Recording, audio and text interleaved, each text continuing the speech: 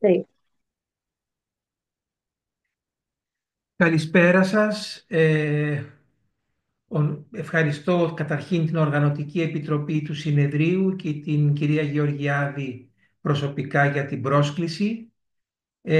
Θα μιλήσω για τη σχέση ανάμεσα στη ΔΕΠΗ και τις εξαρτητικές συμπεριφορές, εστιασμένες κυρίως στον εφηβικό πληθυσμό.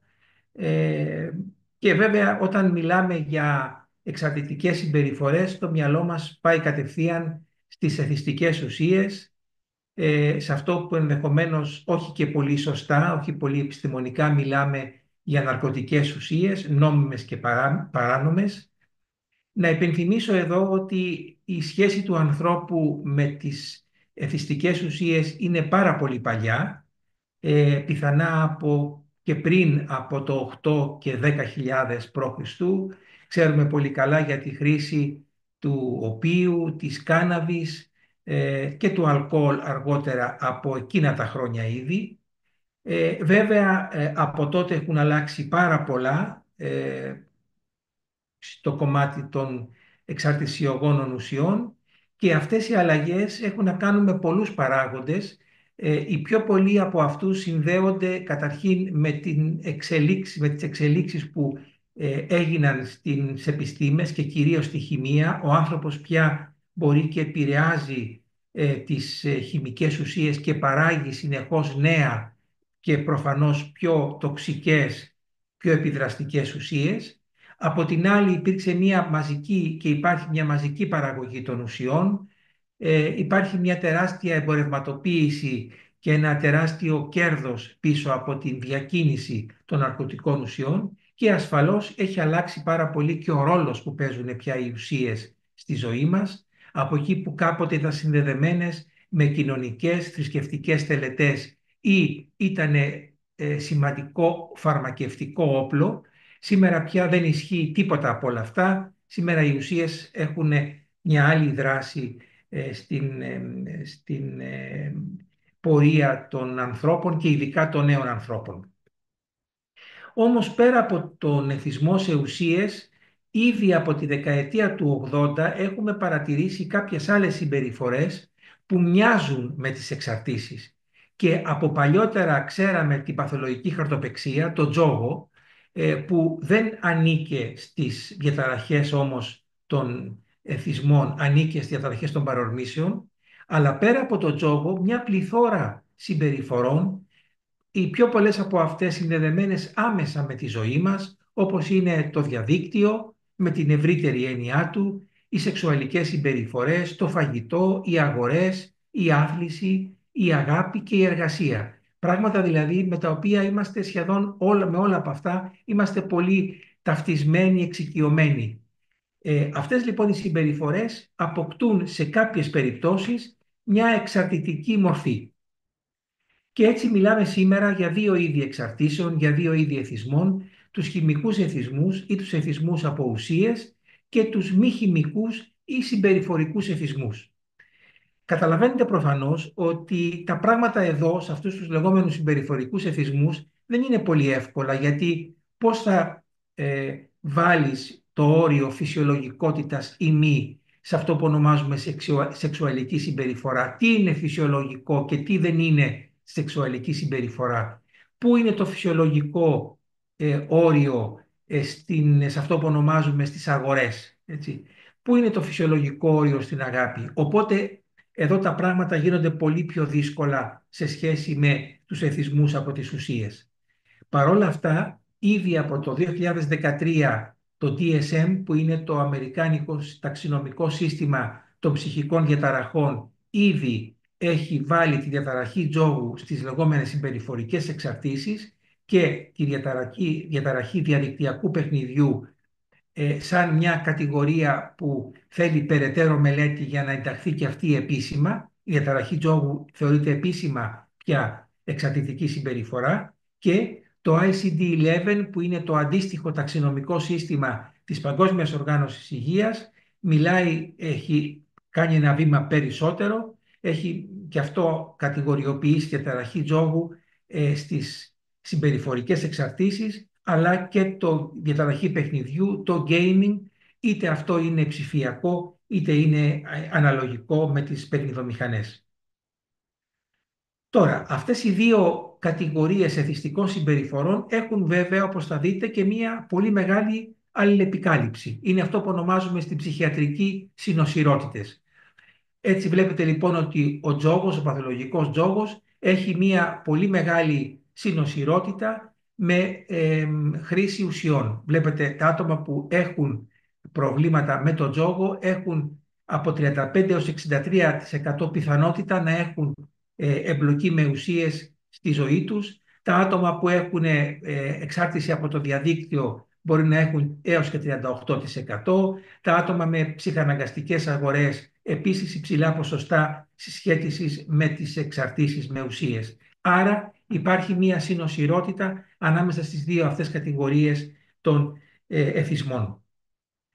Τώρα, γνωρίζουμε καλά ότι ένας από τους παράγοντες κινδύνου για να εμφανιστεί μία συμπεριφορά εξαρτητική είναι και η διάγνωση της ΔΕΠΗ. Όπως βλέπετε στο σχήμα αυτό, η ΔΕΠΗ έχει μία μεγάλη συνοσυρότητα με όλες σχεδόν τις ψυχιατρικές διαταραχές. Θα λέγαμε ότι δεν λείπει σχεδόν καμία ψυχική διαταραχή. Όμως, η σχέση με τις εξαρτήσεις είναι πραγματικά ένα ιδιαίτερο κεφάλαιο και κλινικά, αλλά και θεραπευτικά.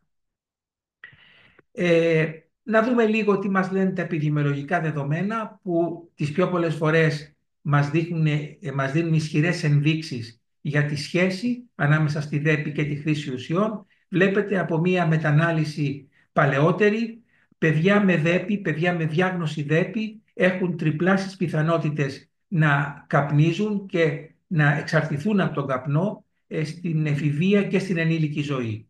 Επίσης, αυξημένες πιθανότητες να εμπλακούν με αλκοόλ, με κάναβη και διπλάσεις πιθανότητες να έχουν προβλήματα με τα διαγερτικά, με την κοκαίνη συγκεκριμένα και να εξαρτηθούν επίσης. Από εκείνα τα χρόνια, επίσης, μία μετανάλυση από την Ολλανδία που δείχνει ότι σε πληθυσμό από κοινότητα εφήβων χρηστών το ποσοστό της ΔΕΠΗ ήταν 25,35%, έτσι πολύ αυξημένο σε σχέση με αυτό που ξέρουμε ότι υπάρχει, και επίσης σε ενήλικες χρήστες ουσιών το ποσοστό ήταν 21%, δηλαδή ένας στους 4 και στους 5 χρήστες ουσιών είχαν διάγνωση ΔΕΠΗ. Τώρα, ΔΕΠΗ και χρήση ουσιών μοιράζονται κάποια χαρακτηριστικά που είναι ενδιαφέρον να τα παρατηρήσουμε. Καταρχήν και τα δυο συμβαίνουν περισσότερο σε ανδρικό πληθυσμό. Έχουν μια κρίσιμη περίοδο εμφάνισης, όξυνσης θα λέγαμε, των συμπτωμάτων στην εφηβεία. Για την ακρίβεια, η ΔΕΠΗ φανερώνεται πιο πολύ στην εφηβεία ή στην προεφηβεία. Η χρήση ουσιών είναι μια συμπεριφορά που ξεκινάει από τα εφηβικά χρόνια και οι δύο διαταραχές διατρέχουν οικογένειες και έχουν μια ισχυρή γενετική συνιστόσα, έχουν κοινούς νευροβιολογικούς μηχανισμούς και οι δύο έχουν μια υψηλή συνοσυρότητα με πολλές άλλες ψυχιατρικές διαταραχές, έχουν συμπεριφορές υψηλού κινδύνου, έχουν χρόνια απορία και βέβαια η θεραπεία τους είναι δύσκολη με χαμηλά ποσοστά εμπλοκή στη θεραπεία. Να μείνουμε λίγο στα επιδημιολογικά δεδομένα και να δούμε μια πολύ ενδιαφέρουσα δουλειά προοπτική μελέτη που παρακολούθησαν παιδιά ηλικίας 7 έως 11 ετών, τα αξιολόγησαν για ΔΕΠΗ και στη συνέχεια είχαν ένα follow-up στα 18, στα 20 και στα 22 και βλέπετε ότι άτομα με ΔΕΠΗ είχαν διπλάσια ποσοστά εμπλοκής με το αλκοόλ από ότι άτομα χωρίς ΔΕΠΗ, διπλάσια ποσοστά σχεδόν με την κάναβη και βέβαια τα ποσοστά αυτά εκτοξεύονταν όταν η συμπτωματολογία της ΔΕΠΗ παρέμεινε και στην ενήλικη ζωή με πολλαπλάσια ποσοστά που από 14 έφταναν στο 33%, από 17 στο 33%. Και με την νοικοτήνη επίσης αντίστοιχα ποσοστά αυξημένα. Τώρα, υπάρχουν μερικά κλινικά χαρακτηριστικά των ατόμων με ΔΕΠΗ που κάνουν και χρήση ουσιών. Φαίνεται ότι τα άτομα αυτά έχουν μια πιο πρώιμη έναρξη χρήσης ουσιών. Αν υποθέσουμε ότι η ηλικία έναρξη, το ηλικιακό φάσμα είναι 15 με 17 ή 16 με 18, στα άτομα με ΔΕΠΗ φαίνεται να είναι 14 με 15 ή 14 με 16, πιο σοβαρή εμπλοκή, πιο μεγάλη διάρκεια χρήσης και κυρίως πιο γρήγορη μετάβαση από τη χρήση στην κατάχρηση και στην εξάρτηση. Ή για την θεραπευτική πορεία είπαμε ότι δεν είναι καλή, ότι η διάρκεια παραμονής στη θεραπεία είναι χαμηλή και βέβαια αυξημένος κίνδυνος υποτροπών. Τώρα, ποια ουσία προτιμούν τα άτομα με ΔΕΠΗ? Η πρώτη ουσία που δοκιμάζουν είναι η νοικοτήνη. Και σήμερα πια ξέρουμε πολύ καλά ότι η σύγχρονη μάστιγα στον χώρο των εξαρτήσεων στους εφηβικούς πληθυσμούς είναι το λεγόμενο vaping. Είναι δηλαδή το άτμισμα, το οποίο πολλά παιδιά δεν κάνουν κανονικό τσιγάρο και κάνουν vaping σε πολύ μεγάλο βαθμό. Τα στοιχεία αυτή τη στιγμή είναι πρόημα για να τα αξιολογήσουμε, αλλά υπάρχουν ενδείξεις ότι δεν είναι καθόλου αυλαβές όπως φαίνεται, προβάλλεται ότι είναι. Και βέβαια ένα πολύ μεγάλο κομμάτι των παιδιών, των εφήβων που θα κάνουν vaping θα περάσουν μετά και στο κανονικό τσιγάρο. Από εκεί και πέρα, κάναβη και κοκαίνη είναι οι παράνομες ουσίες που προτιμούν και βέβαια το αλκοόλ που σαν νόμιμη ουσία χρησιμοποιείται έτσι κι αλλιώς από εφήβους και νεαρούς ενήλικες και όχι μόνο.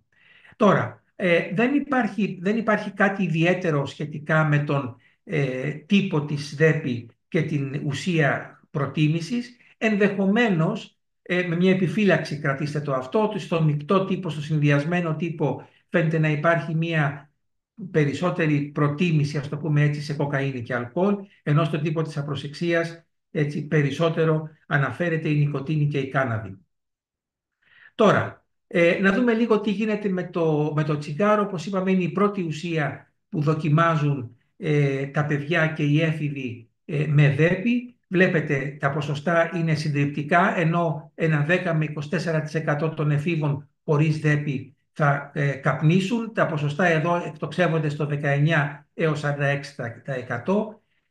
Φαίνεται να υπάρχει, όπως είπαμε, μια πρώιμη έναρξη της νοικοτήνης, ενώ τα παιδιά χωρίς ΔΕΠΗ σε ένα ποσοστό 25% καπνίζουν πριν τα 16, εδώ το ποσοστό ανεβαίνει σε 75%, αυξημένος κίνδυνος για κατάχρηση εξάρτηση, αυξημένες δυσκολίες για διακοπή του καπνίσματος στην πορεία και βέβαια η πρώιμη έναρξη χρήσης νοικοτήνης πιθανά συνδέεται με πρώιμη έναρξη χρήσης κάναβης και ενδεχομένως σε ένα βαθμό με άλλες ουσίες. Είναι αυτή η λεγόμενη υπόθεση της η gateway theory, μια υπόθεση δηλαδή εξελικτική, έτσι ότι από τη μία ουσία περνάμε στην άλλη.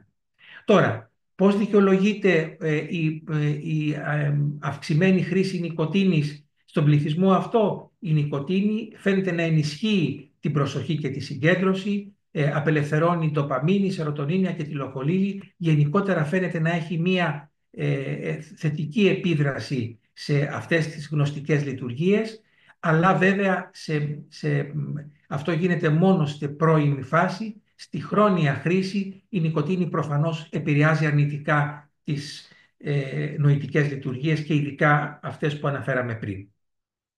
Τώρα, για την κάναβη να πούμε μια κουβέντα. Η κάναβη αποτελεί την παράνομη ουσία που πιο πολύ χρησιμοποιείται από εφήβους, έως και 4 φορές περισσότερο από ότι σε άτομα χωρίς ΔΕΠΗ. Όσο πιο η μικρή είναι η ηλικία έναρξης, τόσο πιο πολλά τα προβλήματα και τόσο μεγαλύτερος ο κίνδυνος εξάρτησης. Συνυπάρχει πολύ συχνά η χρήση κάναβη σε άτομα με ΔΕΠΗ που έχουν και διαταραχή διαγωγής, αγχώδεις διαταραχές και σε υψηλά ποσοστά κατάθλιψη. Και η βαρύτητα της ΔΕΠΗ συνδέεται με πρώιμη έναρξη χρήση κάναβης και με αυξημένη παραβατικότητα μέσα από μια εμπλοκή των ατόμων με παραβατικές συμπεριφορές. Τώρα, να έρθουμε στο κομμάτι των συμπεριφορικών εξαρτήσεων και να δούμε κάποια στοιχεία από μια πολυκεντρική μελέτη από την Γαλλία. Όπως βλέπετε, τα άτομα με ΔΕΠΗ που είναι στην μεσαία κατηγορία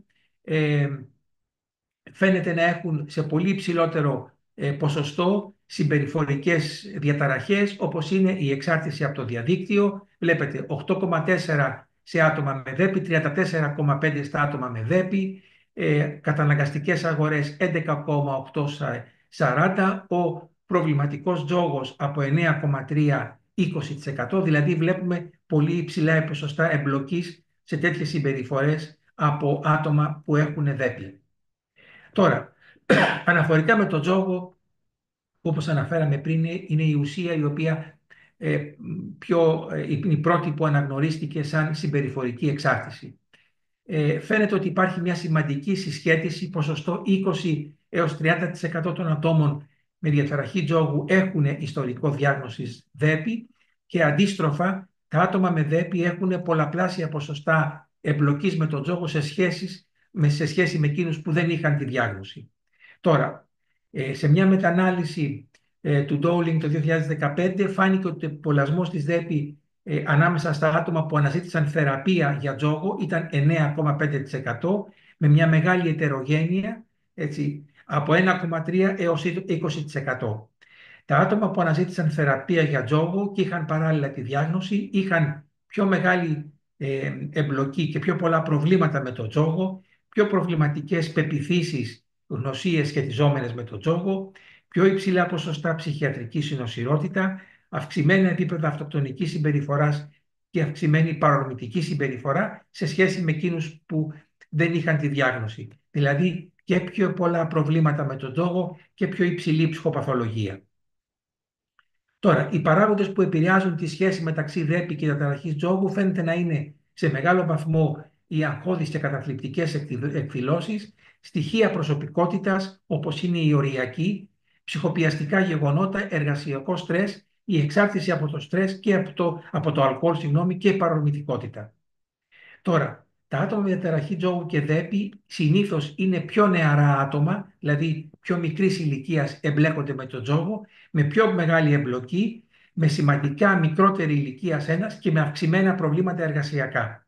Και επίσης με αυξημένη συνοσηρότητα, με αγχώδεις και καταθλιπτικές διαταραχές, αλλά και με αντικοινωνική και οριακή διαταραχή, όπως είδαμε και προηγουμένως.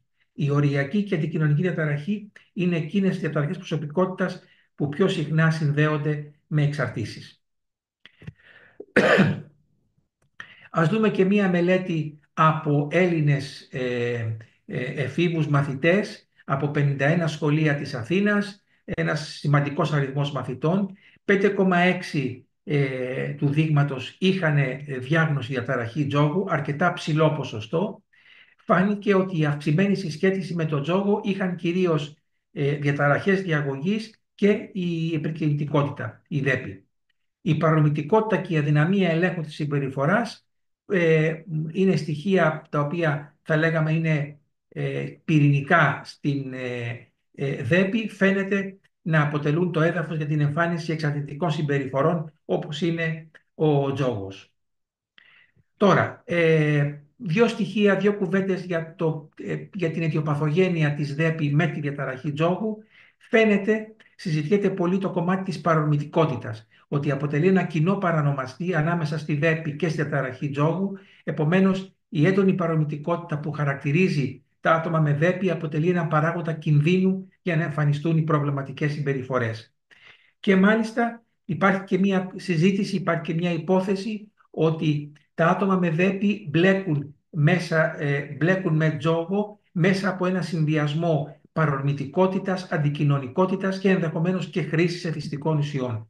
Ένα antisocial impulsivity μονοπάτι, το οποίο τους φέρνει τελικά στον προβληματικό τζόγο. Και να θυμίσω ότι ο προβληματικός τζόγος δεν είναι απλά μια συμπεριφορά, συνδέεται με παραβατικότητα και με πολλές άλλες αντικοινωνικού τύπου συμπεριφορές. Μικρό ποσοστό των ανθρώπων που εμπλέκονται με τον τζόγο, αλλά σημαντικό. Τώρα, να έρθουμε λίγο στο κομμάτι της σχέσης ανάμεσα στη δέπη και στην εξάρτηση από το διαδίκτυο. Και όταν μιλάμε για εξάρτηση από το διαδίκτυο, αυτός είναι ένας όρος ομπρέλα που περιλαμβάνει πάρα πολλά πράγματα. Είναι μια γενικότερη έννοια που εστιάζει πιο πολύ στο μέσο και όχι στη συγκεκριμένη συμπεριφορά. Φαίνεται ότι όλες οι ενδείξεις υποστηρίζουν ότι υπάρχει μια ισχυρή συσχέτιση ανάμεσα στη δέπη και την εξάρτηση από το διαδίκτυο. Ο επιπολασμός της δέπη μεταξύ των ατόμων εξαρτημένων από το διαδίκτυο είναι πάρα πολύ υψηλός, 21,7% σε μια review μελέτη από την Κίνα. Όσο βαρύτερα τα συμπτώματα της ΔΕΠΗ, τόσο και μεγαλύτερη είναι η εξάρτηση από το διαδίκτυο. Δεν φαίνεται να υπάρχει κάποια ιδιαίτερη συσχέτιση, ειδική συσχέτιση με κάποιο συγκεκριμένο τύπο της ΔΕΠΗ και από διαταραχές ψυχιατρικές, ψυχοπαθολογικές, αγχώδεις διαταραχές, κατάθλιψη και κατάχρηση από το αλκοόλ φαίνεται να διαμεσολαβούν στη σχέση της ΔΕΠΗ και της εξάρτησης από το διαδίκτυο. Τώρα, ένα σχετικά πρόσφατο review, και αυτό επιβεβαιώνει την σημαντική συσχέτιση ανάμεσα στην εξάρτηση από το διαδίκτυο και τη ΔΕΠΗ, δηλαδή τα άτομα με ΔΕΠΗ είχαν 3,76% παραπάνω πιθανότητες να εμπλακούν σε μια προβληματική σχέση με το διαδίκτυο. Φάνηκε να υπάρχει μια μικρή υπεροχή στις ηλικίες κάτω από το 18, αλλά μια μεγάλη υπεροχή στο ανδρικό φύλο. Δεν φαίνεται να συνδέεται με κάποιο τύπο της ΔΕΠΗ, όμως όσο πιο πολλά συμπτώματα έχουμε, τόσο μεγαλύτερη είναι και η εμπλοκή με το διαδίκτυο. Και τέλος, η κακή σχολική επίδοση, η κακή επαφή με το σχολείο, οι προβληματικές σχέσεις οικογενειακές, οι μη ικανοποιητικές προσωπικές σχέσεις φαίνονται να σχετίζονται με την εξάρτηση από το διαδίκτυο σε εφήβους και νεαρούς ενήλικες, και αυτά να διαμεσολαβούν στη σχέση με τη ΔΕΠΗ. Τώρα, εδώ είναι να γυρίσουμε λίγο πάλι σε κάποια επιδημιολογικά δεδομένα. Εδώ είναι μια πιο σύγχρονη μελέτη που μιλάει για συνοσηρότητα ΔΕΠΗ με συμπεριφορικούς εθισμούς. Βλέπετε η διαταραχή παιχνιδιού, το gaming είναι πάρα πολύ υψηλά, 39%, αλλά και ο τζόγος και οι καταναγκαστικές συμπεριφορές και το φαγητό, όλες αυτές οι συμπεριφορικές εξαρτήσεις είναι πολύ υψηλά, σκοράρουν πολύ υψηλά σε άτομα με ΔΕΠΗ. Τώρα, ένα μεγάλο θέμα που φέρνει πάντοτε μεγάλη ανησυχία και στην οικογένεια είναι η ενασχόληση των εφήβων με τα βίντεο παιχνίδια, με τα video game ή με τα ιντερνετικά παιχνίδια. Και είναι λογικό, γιατί αυτή η ενασχόληση καταρχήν προσφέρει στα παιδιά, στους εφήβους, ένα κοινωνικά ασφαλές πλαίσιο, χωρίς απαιτήσεις, χωρίς υποχρεώσεις. Είναι μια ευχάριστη διαφυγή από την καθημερινότητα. Αυτή βέβαια η διαφυγή σημαίνει ότι προοδευτικά μπορεί να αφήσουν σχολικές και άλλες υποχρεώσεις που έχουν στην καθημερινότητά τους. Έτσι. Για τα παιδιά λοιπόν και εφήβους με ΔΕΠΗ, αυτή καλύπτει μια ανάγκη για άμεση ικανοποίηση. Ξέρουμε πολύ καλά ότι τα άτομα με ΔΕΠΗ αναζητούν τη γρήγορη την ικανοποίηση. Αυτή τροφοδοτείται ιδιαίτερα από τη φύση του παιχνιδιού και τα πιθανά σενάρια που έχουν συνεχώς να αντιμετωπίσουν, και τα αναγκάζει συνεχώς σε μία υπερεστίαση. Και βέβαια αυτό δημιουργεί μια μεγάλη απορία στην οικογένεια, πώς γίνεται να μην μπορεί να διαβάσει ένα λεπτό το μάθημα ή ένα οποιοδήποτε βιβλίο και μπορεί να κάθεται έως και 8 και 10 ώρες προσιλωμένος απόλυτα στο παιχνίδι, στο βιντεοπαιχνίδι. Και βέβαια, επίσης, τα βιντεοπαιχνίδια προσφέρουν και ένα είδος ελέγχου που επιτυγχάνεται μέσω της κυριαρχίας της προκλήσης του παιχνιδιού. Δηλαδή, αισθάνονται εδώ ότι μέσα από την υπερεστίαση που κάνουν μπορούν να ελέγχουν γενικότερα το μυαλό τους, το οποίο συνήθως κατακλείζεται από χιλιάδες σκέψεις και από χιλιάδες πράγματα. Τώρα, συνήθως μιλάμε για τη σχέση ανάμεσα στη ΔΕΠΗ και την εξάρτηση από το διαδίκτυο από την πλευρά ότι η ΔΕΠΗ οδηγεί προς την εξάρτηση από το διαδίκτυο. Και αυτό έχει όντως μια αλήθεια. Πιθανά όμως να υπάρχει και μια αντίστροφη σχέση, όπου η συναρχής ενασχόληση με τα παιχνίδια ενισχύει τα συμπτώματα της ΔΕΠΗ μέσα από μια ανάγκη για άμεση ανταμοιβή, μέσα από γρήγορη απαντητικότητα, παρορμητικότητα και συμπεριφορική αναστολή.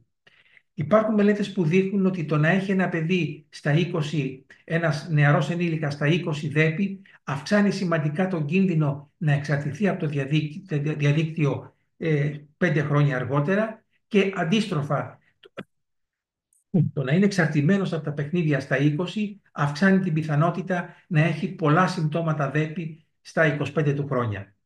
Άρα λοιπόν ΔΕΠΗ και εξάρτηση από το διαδίκτυο φαίνεται να είναι σε μια διαρκή αλληλεπίδραση, όπου το ένα επιβαρύνει το άλλο. Και βέβαια όταν συνυπάρχουν αυτά σε νεαρή ηλικία, φαίνεται να υπάρχει μια σημαντική επιβάρηση όσον αφορά κατάθλιψη, όσον αφορά ικανοποίηση από τη ζωή και βέβαια μια σοβαρή υποβάθμιση επαγγελματικών, εκπαιδευτικών και άλλων καθημερινών δραστηριοτήτων. Τώρα, αιτιολογικά μοντέλα, υποθέσεις για την σχέση αυτή ανάμεσα στο διαδίκτυο υπάρχουν πολλά. Αναφέρω και επισημαίνω ενδεικτικά το Optimal Stimulation Model, ένα μοντέλο που λέει ότι τα άτομα με ΔΕΠΗ έχουν ανάγκη ένα αυξημένο ουδό ικανοποίησης για να φτάσουν σε ένα επιθυμητό επίπεδο εγρήγορσης. Ίσως αυτό το πετυχαίνουν με το παιχνίδι και ειδικά με αυτά που αναζητούν, που έχουν πάντοτε έντονη δράση και βία. Τα άτομα με ΔΕΠΗ αναζητούν τέτοιου είδους παιχνίδια έντονα, με πολύ καλά γραφικά, με πολύ έντονη δράση. Μία άλλη υπόθεση είναι η θεωρία της καθυστέρησης απάντησης, Delay Aversion Theory, που λέει ότι τα άτομα με ΔΕΠΗ έχουν προτίμηση σε πιο μικρές και άμεσες ανταμοιβές. Το παιχνίδι προσφέρει πραγματικά μία άμεση ανταμοιβή με διάφορους τρόπους και σε βάζει συνεχώς στο να αναζητάς μία άμεση ανταμοιβή. Μία άλλη υπόθεση είναι η υπόθεση η ντοπαμινεργική, ότι τα άτομα αυτά έχουν ένα έλλειμμα στην ντοπαμινεργική τους λειτουργία και όντως γνωρίζουμε ότι έχουν.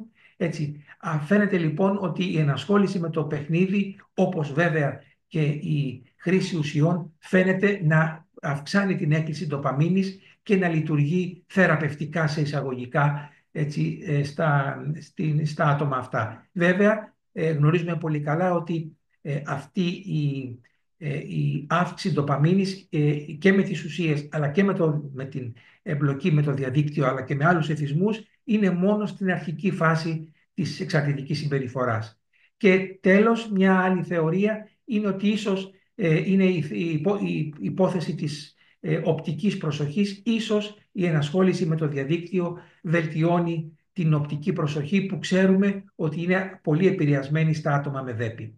Αυτές είναι κάποιες υποθέσεις. Προφανώς καμία από αυτές δεν μπορεί να δώσει μία ικανοποιητική εξήγηση και πιθανά συνυπάρχουν κάποιες από αυτές.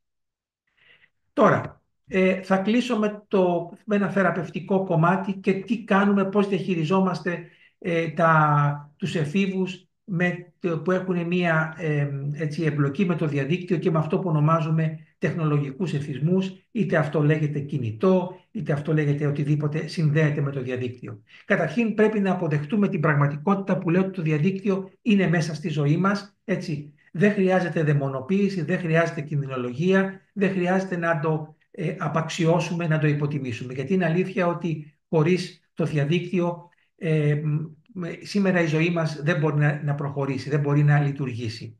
Από την άλλη βέβαια εστιάζουμε όχι μόνο στις ώρες που ασχολείται ένας έφηβος με το διαδίκτυο, αλλά στη γενικότερη σχέση με αυτό. Μπορεί να ασχολείται θεωρητικά όχι πολλές ώρες, αλλά να το αναζητά, να το σκέφτεται, να επηρεάζει τη ζωή του πολύ περισσότερο. Διερευνούμε το τι ακριβώς κάνει, δηλαδή ασχολείται με το κινητό ή με τον υπολογιστή του, αλλά παίζει παιχνίδια, ανταλλάσσει μηνύματα, κάνει αγορές, να ξέρουμε ακριβώς ποια είναι η δραστηριότητα.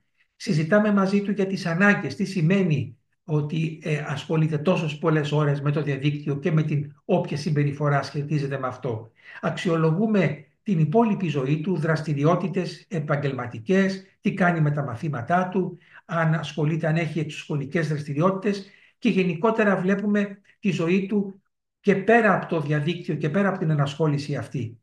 Δεν πρέπει να ξεχνάμε ότι για πολλά παιδιά και εφήβους αυτή η συμπεριφορά μπορεί να είναι περιστασιακή και να την εγκαταλείψουν πολύ εύκολα αργότερα όταν προκύψει κάτι που τους ενδιαφέρει πολύ περισσότερο, όπως είναι μια ερωτική σχέση, μια δραστηριότητα ή όταν αργότερα προχωρήσουν στη φοιτητική του ζωή. Τώρα, μέχρι τότε όμως σίγουρα πρέπει να μπουν όρια. Άρα η οριοθέτηση της επαφής με το κινητό τηλέφωνο, με το βιντεοπαιχνίδι πρέπει να γίνεται συγκεκριμένες μέρες και ώρες. Να θυμίσω εδώ ότι η Αμερικάνικη Παιδοψυχιατρική Εταιρεία συστήνει καμία επαφή με κινητό τηλέφωνο ή με υπολογιστή χωρίς οριοθέτηση μέχρι την ηλικία των 12 ή και των 14 ετών.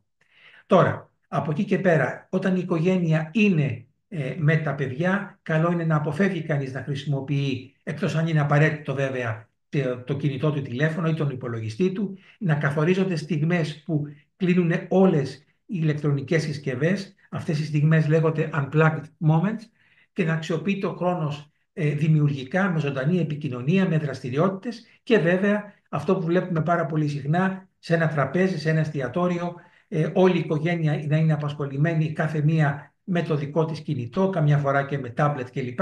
Αυτό σίγουρα δεν δίνει ένα καλό παράδειγμα στα παιδιά και στους εφήβους. Τώρα, τα άτομα αυτά δυστυχώς που έχουν θέματα με τεχνολογικούς εθισμούς δεν έρχονται συχνά σε θεραπεία. Είναι πολύ χαμηλά τα ποσοστά εμπλοκής.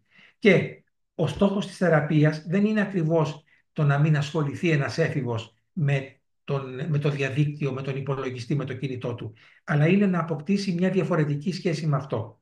Χρειάζεται να ενισχύσουμε το κίνητρο για αλλαγή, χρειάζεται να αξιολογήσουμε, να επισημάνουμε τις επιπτώσεις που μπορεί να έχει αυτή η συμπεριφορά και να βοηθήσουμε τον ίδιο να καταλάβει και την οικογένειά του βέβαια, να προσπαθήσει να αναγνωρίσει τις επιπτώσεις και τις συνέπειες που έχει αυτή η συμπεριφορά για όλη την οικογένεια. Τώρα, χρειάζεται πολλές φορές να χορηγήσουμε και φάρμακα όταν συνυπάρχει δέπη και τεχνολογικές εξαρτήσεις. Ναι, χρειάζεται. Δεν πρέπει να ξεχνάμε ότι πάντοτε στη συνοσυρότητα της δέπη αντιμετωπίζουμε πρώτα την πιο σημαντική, την πιο επιδραστική νοσηρή ψυχοπαθολογία. Αν λοιπόν εδώ έχουμε ένα παιδί με μια σημαντική εμπλοκή με τον τζόγο, με μια σημαντική εμπλοκή με τα βιντεοπαιχνίδια, σαφώς πρέπει πρώτα να εστιάσουμε σε αυτό. Μπορούμε να χρησιμοποιήσουμε, εννοείται, και φαρμακευτικά και όχι μόνο θεραπεία για τη δέπη, πάντοτε όμως με μια σωστή αξιολόγηση, με μια εξατομικευμένη προσέγγιση. Ή ξέρουμε πολύ καλά ότι οι φαρμακευτικοί παράγοντες μπορούν να λειτουργήσουν, έτσι. Και από εκεί και πέρα ένα σημαντικό στοιχείο εμπλοκής της οικογένειας, η εμπλοκή της οικογένειας ή των σημαντικών άλλων είναι πάντοτε καθοριστικός παράγοντας για να παραμείνει ο θεραπευόμενος στην θεραπεία. Και συμπερασματικά, η διάγνωση της ΔΕΠΗ αποτελεί ένα παράγοντα κινδύνου για την εμφάνιση διαφόρων τύπων εθιστικών συμπεριφορών. Και από ουσίες, νικοτίνη, κάναβη, διαγερτικά και αλκοόλ είναι αυτές που πιο πολύ χρησιμοποιούνται από άτομα, από εφήβους και από ενήλικες με ΔΕΠΗ, και ο τζόγος και η προβληματική εμπλοκή με το διαδίκτυο είναι αυτό που ονομάζουμε από τις συμπεριφορικές εξαρτήσεις. Η συνύπαρξη της ΔΕΠΗ με κάθε είδους εθισμούς συνδέεται με σοβαρές επιπτώσεις σε πολλά επίπεδα. Η έγκαιρη διάγνωση και διαχείριση της ΔΕΠΗ φαίνεται να μειώνει τον κίνδυνο εμπλοκής με θυστικές συμπεριφορές σε πολύ μεγάλο βαθμό, και όταν υπάρχει αυτή η συνοσυρότητα, είτε με ουσίες είτε με συμπεριφορικούς εθισμούς, είναι μια δύσκολη και μακρόχρονη διαδικασία. Σας ευχαριστώ πολύ.